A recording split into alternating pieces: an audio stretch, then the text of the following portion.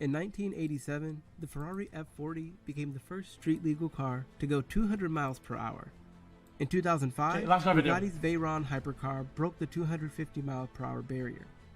In late 2019, the Bugatti Chiron Supersport became the first production vehicle to ever reach 300 miles per hour. Chat, but why has it taken how much is this in kilometers per hour? Almost 15 300 years just to go 50 miles per hour faster. You think about speed as a linear measurement, and I suppose it should be to a human brain.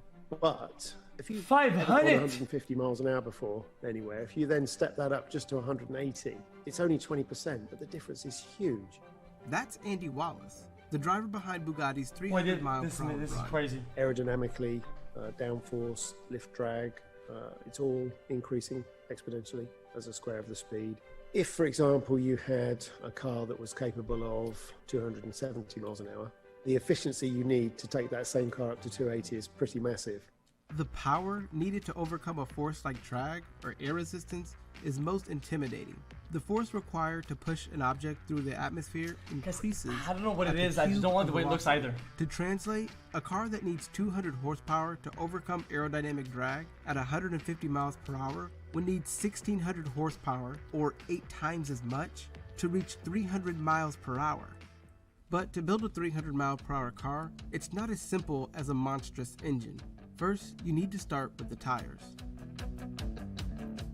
While they're not the most I don't know what car I complex like, I just don't like this one. as the only part that touches the road, tires are one of the most important. And Looks at 300 ugly. miles per hour, when a puncture or blowout can end in disaster, they mean everything.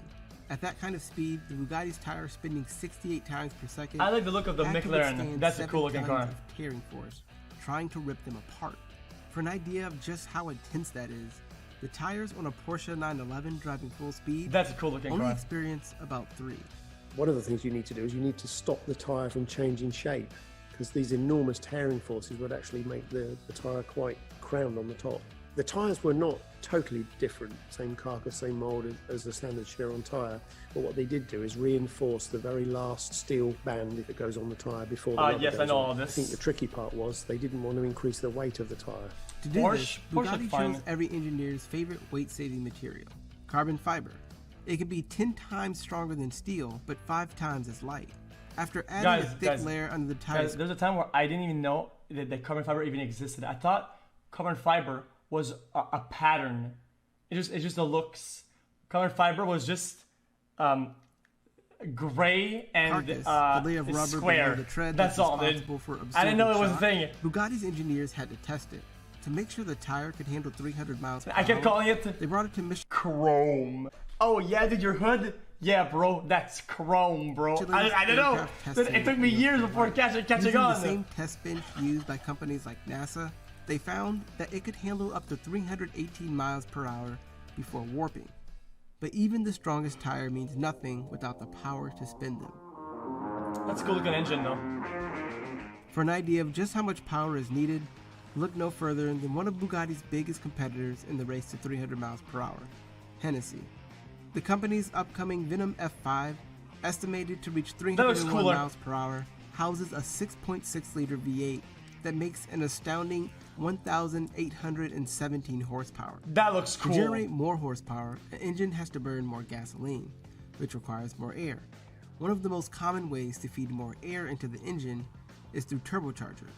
The Venom F5 not only uses massive twin turbochargers, but it also manages to reach a very high RPM. RPM stands for revolutions per minute, and it measures how fast the engine is spinning. In general, the faster an engine spins, the faster it burns air and gas, and as a result, the more power it makes. A smaller engine with smaller and lighter parts can spin faster with more efficiency, but has potential to wear out quicker from the speed than a bigger engine. This sounds really dumb, chat. I have so many questions. Guys, listen, this sounds really, really dumb, but you know people, when they start building something, they upgrade it and they make it better, they optimize it or whatever, but could there have been a time where possibly they could have remodeled almost everything and made everything look different, or is this engineeringly optimized? Yeah. All of this has to be taken into consideration when choosing an engine for speed records.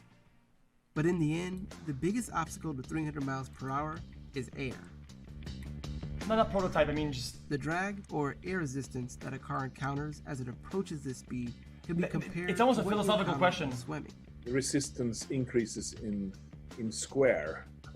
So going from 200 to 300 is basically roughly Guys, calculated double the energy that you're running into. Last poll, I promise. Around 200. What if at the time the first car wasn't the way it looked? What if it was completely different? People would have upgraded it, modified it, and made it look different, and it would have shaped something that probably isn't the cars that we have today, right?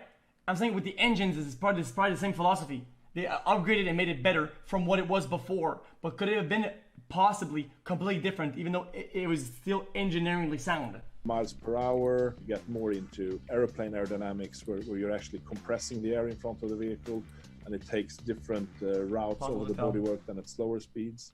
That's why the goal of engineers when designing a hypercar's body is to eliminate as much drag as possible. Ugly. No car does this better than automaker Koenigsegg's That's a plane. Jesko Absolute. That's a plane. Based on the company's Jesko hypercar, the Absolute is estimated to reach as Can't much convince as me. 330 That's an airplane. miles per hour. Similar to Bugatti's record-breaking Chiron, it has a longer flattened tail. This makes sure air flows off the car's rear seamlessly. Without it, you have a higher chance of separation in the airflow, which would only add to the drag. The car also improves other forms of resistance. The standard Jesko features a massive rear wing to increase downforce for those tight corners on the track. It's a cool But looking car though. downforce on the rear wing of a 300 mile per hour car would only slow things down. Chat, pitching the what do you guys think? I think this looks pretty fucking baller. I think this looks pretty baller. I feel like if you put wings on each side, if you were smart enough, put 2 wings and a jet at the back, this is an airplane. tail reduced the Jesko Absolute's maximum downforce from over 3,000 pounds to just 330. To keep the Jesko Absolute from flying off the sides of the test strip, that massive rear wing was replaced by 2 small tail fins. They may look tiny, but they redirect the vortex of air generated behind a speeding car that yes. creates turbulence.